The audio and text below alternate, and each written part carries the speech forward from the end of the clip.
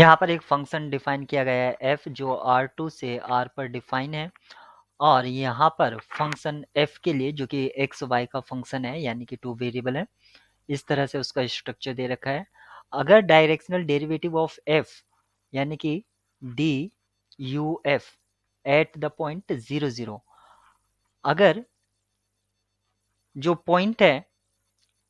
जिस u की मैं बात कर रहा हूँ किस डायरेक्शन में, कोस एल्फा आई कैप प्लस साइन एल्फा जे कैप, यहाँ पर ये वेक्टर दे रखा है और यहाँ पर दे रखा है साइन एल्फा 0 नहीं है, then the value of quote alpha. Quote alpha को अगर मैं लिखता हूँ तो वो क्या होता है, कोस एल्फा अपॉन साइन एल्फा। क्योंकि हमसे कोट एल्फा की वैल्यू पूछी है तो यहाँ पर साइन एल्फा 0 नहीं होना चाहिए जो कि कंडीशन में मेंशन कर रखा है। आप इसको आगे जनरलाइज कर सकते हैं। अगर यहाँ पर ग्रेडियंट की टर्म्स में अगर मैं बात करूं तो डायरेक्शनल डेरिवेटिव कैसे निकालते हैं, ग्रेडियंट f और इसको पॉइंट पर निकालेंगे जिस पॉइंट पर कहा गया है, dot product with unit vector, मान लीजिए यू कैप मैं उससे रिप्रेजेंट कर देता हूँ। ये हमें क्या देता है, ये डायरेक्शनल डेरिवेटिव देता है। डायरेक्शनल डेरिवेटिव का मतलब है एक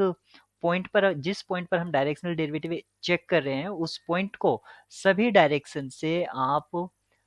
चेक करते हैं, लेकिन सभी डायरेक्शन से चेक करना हमारे लिए कॉम्प्लिकेटेड हो जाता है क्योंकि उसमें स्ट्रेट पाथ तो होते ही हैं, कर्व टाइप पाथ भी होते हैं। इसलिए डायरेक्शनल डेरिवेटिव को जब भी पूछा जाता है एक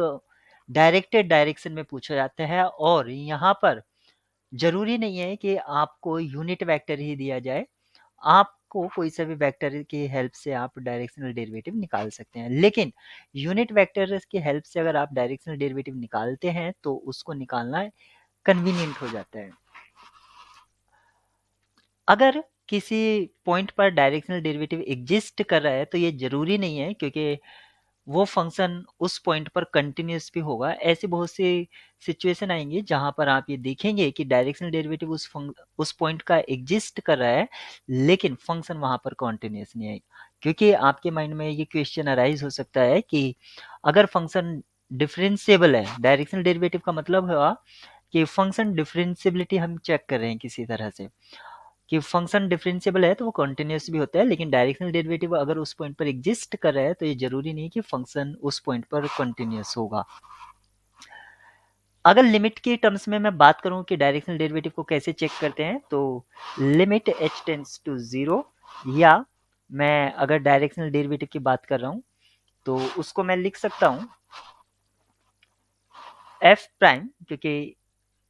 अगर पॉइंट c पर मैं चेक कर रहा हूं तो c और in the direction u direction में अगर मैं चेक कर रहा हूं तो इसको लिख सकता हूं मैं limit h tends to 0 f c वो पॉइंट है जिस पॉइंट पर हम डायरेक्शनल डेरिवेटिव चेक कर रहे हैं, c plus u h, u है डायरेक्शन, किस डायरेक्शन में हम चेक कर रहे हैं, minus f c upon h. अगर यहाँ पर 2D की बात की जाए तो c का जो c पॉइंट जो होगा वो ए बी से आप यहाँ पर चेक कर सकते हैं, जनरलाइज कर सकते हैं, जैसे कि ये हो जाएगा f a comma b plus u की जो कॉन्स्टिट्यूएंट्स हैं जैसे u1 u2, ये कॉन्स्टिट्यूएंट्स हैं, उसको आप s से मल्टीप्लाई कराएंगे और फिर minus f c upon h. इस तरह इसको फर्दर जनरलाइज कर सकते हैं आप 2D में। यहाँ पर हमें 0 0 पर चेक करना है तो यहाँ पर ए बी का जो रोल है वो 0 0 प्ले करेगा, लिमिट h टेंस टू 0। तो अब हमारा जो डायरेक्शनल डेरिवेटिव है वो क्या हो जाएगा, लिमिट h टेंस टू 0, ये हो जाएगा f 0 कॉमा 0 प्लस h, और कॉन्स्टिट्यूएंट जो है दे रखे हैं आपको यहाँ पर कोस एल्फा कॉमा साइन एल्फा,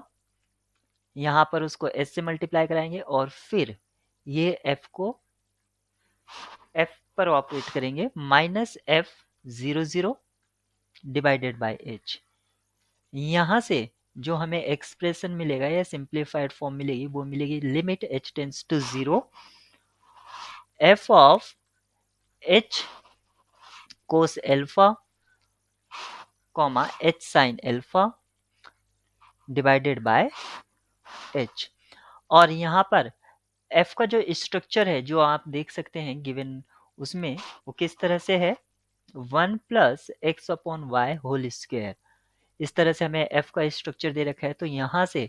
क्या एक्सप्रेशन हो जाएगा, limit h tends to 0, 1 upon h, ये जो नीचे वाला था ये यहाँ पर लिखा, और ये हो जाएगा 1 प्लस एच कोस alpha upon H sine alpha, और यहाँ एच से एच कैंसिल आउट हो जाएगा, स्क्वायर स्क्वायर भी रहेगा। अगर हम इस एक्सप्रेशन को फर्दर सिंप्लीफाई करते हैं तो हमें लिखना होगा limit h tends to 0, 1 upon h within bracket 1 plus cot alpha raise to the power 2। अब यहाँ पर अगर मैं इसकी limit h tends to 0 put करता हूँ तो ये मुझे मिलेगा इन्फिनिटी डॉट समथिंग। और इन्फिनिटी अगर आपका आ रहा है तो इसको अगर हम 0 कर देते हैं किसी तरह से, तभी आप इसकी लिमिट निकाल पाएंगे, क्योंकि ये एक इनडिटर्मिनेट फॉर्म हो जाएगा और इसको एल हॉपिटल रूल से निकाल सकते हैं। तो ये 0 किस केस में होगा, जब कोट एल्फा की वैल्यू -1 हो जाए। और हमसे यही पूछा था कि कोट एल्फा का वैल्यू क्या होगा, तो यहाँ पर cot alpha is equals to -1।